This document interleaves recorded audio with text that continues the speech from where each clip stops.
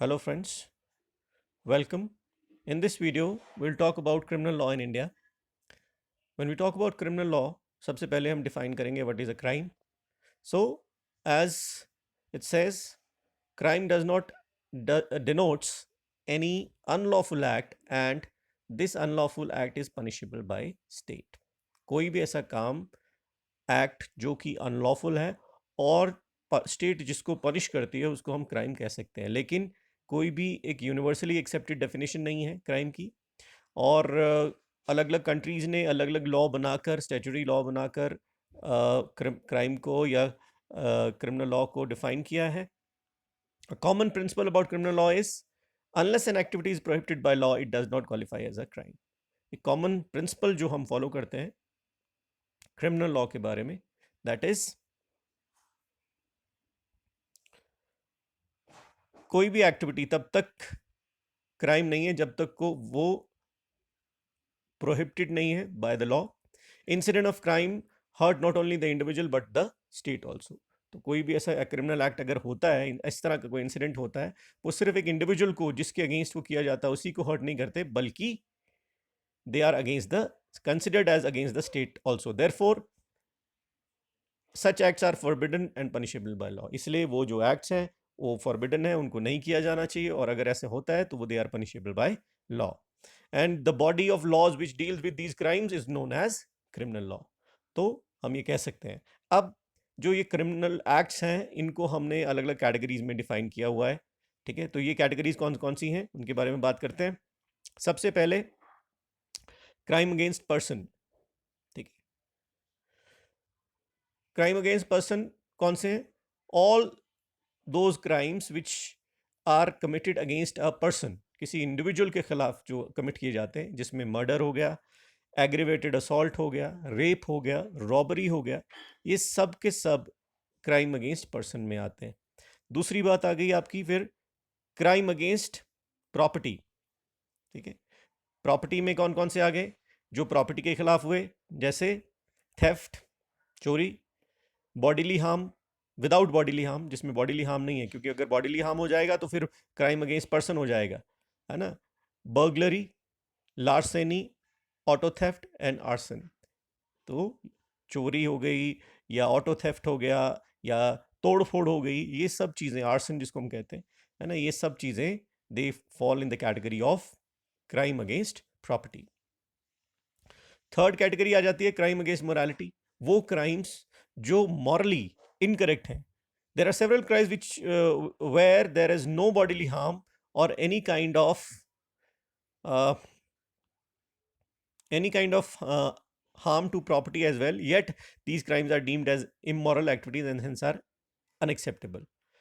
ये ऐसे क्राइम है जिसमें कोई बॉडीली हार्म नहीं हो रहा है, ठीक है, कोई बॉडीली हार्म नहीं है, ठीक है, और ना ही कोई प्रॉपर्टी को नुकसान हो रहा है, लेकिन फिर भी उनको क्राइम माना जाता है, गलत माना जाता है, तो उनको हम बोलते हैं क्राइम अगेंस्ट मोरालिटी, जिसमें प्रोस्टिट्यूशन हो गया, ठीक है, फिर इलीगल गैम्बलिंग हो गया, ड्रग्स, इलीगल ड्रग्स हो गया, ये सब एग्जाम्पल्स हैं। Crime against morality are called victimless crimes. इनको हम विक्टमलेस क्राइम भी बोलते हैं, because more than often there is no complainant और victim and it is generally the state which takes suo motu cognizance of these crimes, क्योंकि इसमें कोई complainant नहीं होता। ठीक है, आप चाहे प्रोस्टिट्यूशन की बात करें, इलीगल गैम्बलिंग की बात करें या इलीगल ड्रग ट्रेड की बात करें, इसमें कोई कंप्लेनेंट नहीं होता, तो जो स्टेट है वही जो है वो अपने आप कॉग्निजेंस लेती है इसमें। ठीक है, इसके बाद आ जाती है आपकी next category, that is white collar crimes. These are economic crimes, generally economic offences होते हैं ये, है ना, and are committed by people on high social status. They commit crimes in their prospective occupations. तो ये जनरली जो high status के लोग हैं और अपने ऑक्यूपेशंस में ये क्राइम करते हैं, जिसमें हम सीधी सी बात कहते हैं आपका एम्बेजलिंग हो गया, मतलब stealing money from one's employer. ठीक है, आपका जो एम्प्लॉयर है उसके आप काम कर रहे हैं, जिसके लिए वो जो आप कैश डील कर रहे हैं, उस कैश में आप कुछ ऊपर नीचे कर देते हैं या कोई ऊपर नीचे कर देता है, don't take it personal. Insider trading, आप सामान उठा के कुछ बेच देते हैं। Tax evasions and other violation of income tax laws, income tax laws के जो वायलेशन है। फिर इसके अलावा ब्राइबरी एक बड़ा एग्जाम्पल है इसका, वाइट कॉलर क्राइम का, एंड स्कैम्स जो आए दिन हम सुनते रहते हैं न्यूज़ में, ये सब जो है they fall in the category of white collar crimes. आगे आ जाएगा फिर organised crimes. Organized crime is the crime committed by structural group typically involving the distribution of illegal goods and services to others. Organized crime कौन से हैं? वो crime जिसमें एक पूरा एक ग्रुप, स्ट्रक्चर्ड ग्रुप काम करता है और ज़्यादातर ये इलीगल चीज़ों की या सर्विसेज की डिस्ट्रीब्यूशन के लिए काम करते हैं, और एक चेन ऑफ पीपल या ग्रुप ऑफ पीपल होता है जो मिलकर ऑर्गेनाइज तरीके से ये काम करते हैं, जिसमें आपके आगे जैसे आप कह सकते हो कि प्रोस्टिट्यूशन आ सकता है, इसमें गैम्बलिंग आ सकता है, वेपन स्मगलिंग आ सकता है, मनी लॉन्ड्रिंग आ सकता है, ड्रग ट्रेड आ सकता है। ये सारे के सारे जो हैं वो इस ऑर्गेनाइज क्राइम की कैटेगरी में आते हैं, ठीक है। और बेटिंग ऑन स्पोर्ट्स ये भी इसमें इसका है, एक हिस्सा है। Illegal sale of firearms, hawala transaction और एग्जाम्पल ऑफ ऑर्गेनाइज्ड क्राइम। आगे चलते हैं। तो अब हमने क्राइम की बात कर ली क्या है, और अलग अलग क्लासिफिकेशन या कैटेगराइजेशन भी बात कर ली। अब बात करेंगे हम स्टेजेस ऑफ क्राइम। देखिए स्टेजेस ऑफ क्राइम की हम बात करेंगे तो ये बॉक्स में यहाँ पर दी हैं the different stages of a crime, right here. तो बात करें अगर, सबसे पहला जो स्टेज होती है दैट इज इंटेंशन, कि आपके मन में इंटेंशन है कोई क्राइम कमिट करने की। फिर उसके बाद हो गया आपकी प्रिपरेशन, आप उसके लिए तैयार करना शुरू करते हो। यहाँ तक क्रिमिनल लाइबिलिटी फिक्स नहीं होती है, मतलब यहाँ तक अगर आप कुछ सोच रहे हैं किसी के खिलाफ कोई क्राइम करने का और प्रिपेयर कर रहे हैं तो आपको उसके लिए कोई सज़ा नहीं हो सकती। When this enters the crime enters the third stage that is attempt, वहाँ पर आपकी क्रिमिनल लाइबिलिटी फिक्स हो जाती है। मतलब आप अटेम्प्ट करते हो वो क्राइम करने का, then it fixes your criminal liability, और फिर हो जाता है कमीशन ऑफ द क्राइम। तो ये आप कह सकते हो कैटेगरीज हैं of crime. So any crime has a key stages, a few key stages as indicated in the box, ठीक है। अब what constitute attempt is again a tricky and a complicated question, and what is an area which is an area of intense study. अब हम बात कर सकते हैं, ये कह सकते हैं कि ये जो बड़ा इंटेंस स्टडी का मैटर है कि ये जो अटेम्प्ट जिसको हम बोलते हैं ये कॉम्प्लिकेटेड है। मतलब हम एक बड़ी क्लियर लाइन ऑफ डिस्टिंक्शन नहीं ड्रॉ कर सकते अटेम्प्ट और प्रेपरेशन में। तो कई सिचुएशंस में ऐसी इस लाइन ऑफ डिस्टिंक्शन को ड्रॉ करना मुश्किल हो जाता है। However it can be stated that save in some exceptional circumstances criminal liability rises only when the crime has reached the stage which is gone beyond preparation and has entered into the domain of attempt. Majority of cases में क्या होता है कि जब criminality तभी fix की जाती है जब जो क्राइम है वो प्रेपरेशन की स्टेज से निकलकर अटेम्प्ट की डोमेन में चला जाता है। Okay, now moving further, elements of crime. देखिए कोई भी क्राइम, किसी भी एक्ट को क्रिमिनल एक्ट डिफाइन करने के लिए हमारे पास दो चीज़ें होना बहुत ज़रूरी हैं, तभी हम किसी एक्ट को क्रिमिनल एक्ट बोल सकते हैं। वो क्या है? Guilty act and guilty mind, दोनों होने चाहिए। To be classified as a crime the act of doing something bad is called actus reus, must be usually accompanied by the intention to do something bad, that is mens rea. A crime is said to exist usually when both these elements are present. जैसे मैंने आपको कहा दोनों elements का होना ज़रूरी है, और क्योंकि ये एक लैटिन मैक्सिम पे बेस्ड है concept. Actus non facit reus nisi mens sit rea means an act does not make one guilty unless the mind is also legally blameworthy. ठीक है, तो एक्ट अगर कोई आपने किया वो तब तक क्रिमिनल एक्ट नहीं माना जाएगा जब तक कि उसमें आपकी इंटेंशंस या माइंड भी गिल्टी नहीं है। For a physical act to be termed as crime it must be accompanied by necessary element, mental element.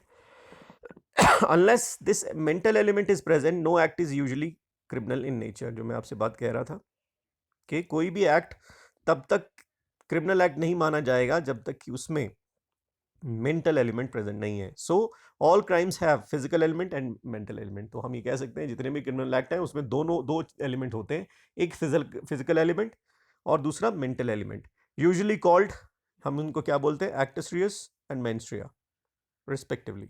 अब ये एक्टस रियस क्या है? The word actus denotes a deed which is physical result of human conduct. ठीक है, तो acts का मतलब क्या है? एक डीड. तो ये डीड क्या है? कोई भी एक्शन जो फिजिकल नेचर का है और ह्यूमन कंडक्ट से क्रिएट होता है. दूसरी बात आ गई reus, which means forbidden by law.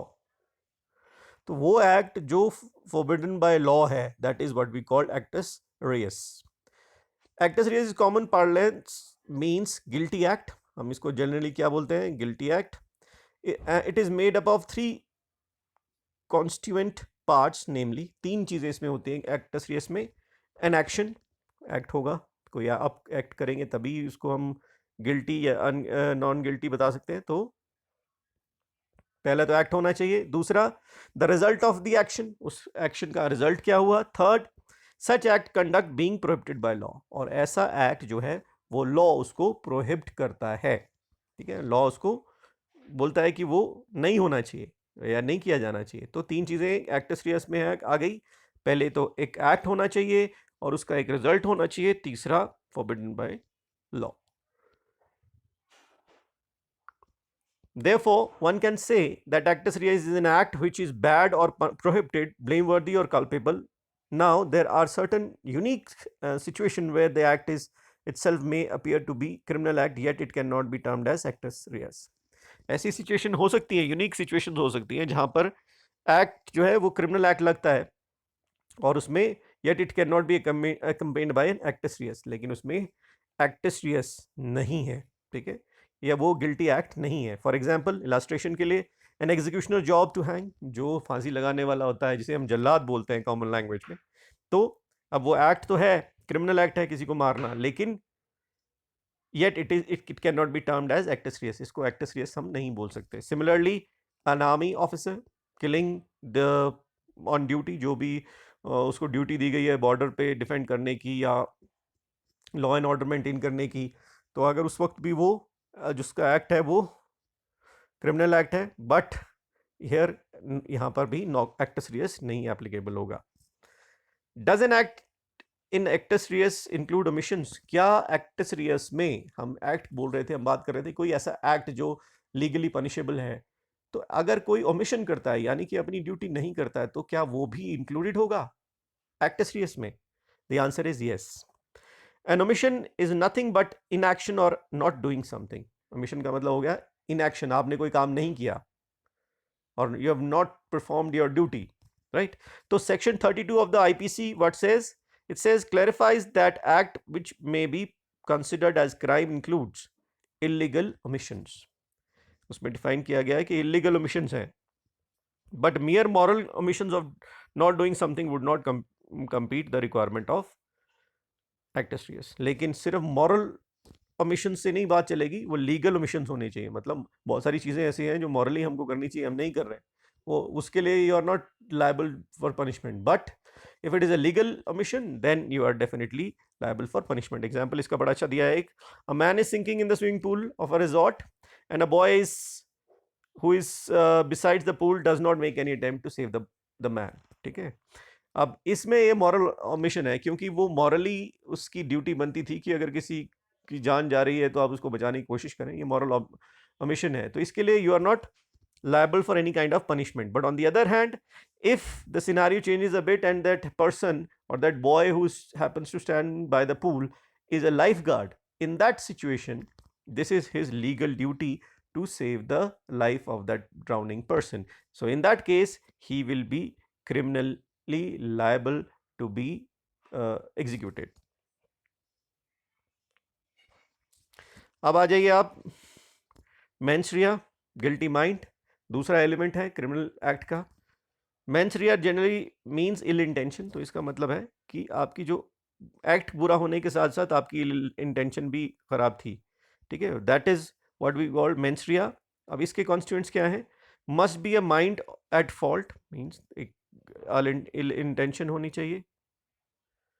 Then act becomes criminal when the actor does it with guilty mind, आपने उस गिल्टी एक्ट्स किया with a guilty mind.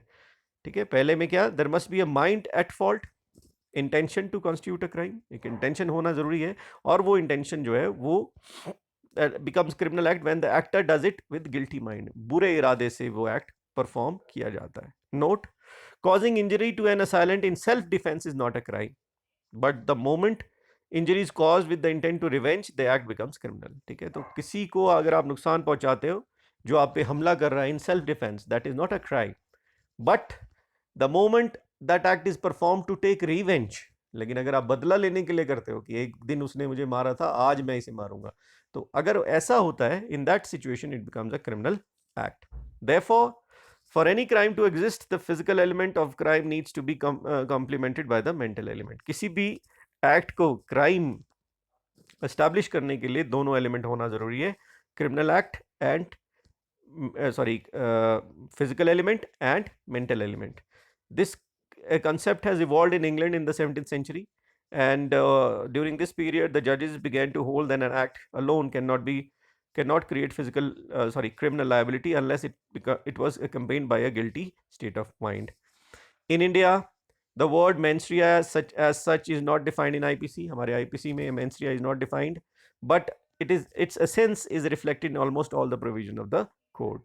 For framing a charge for an offense under IPC, the traditional rule of existence of mens rea is to be followed।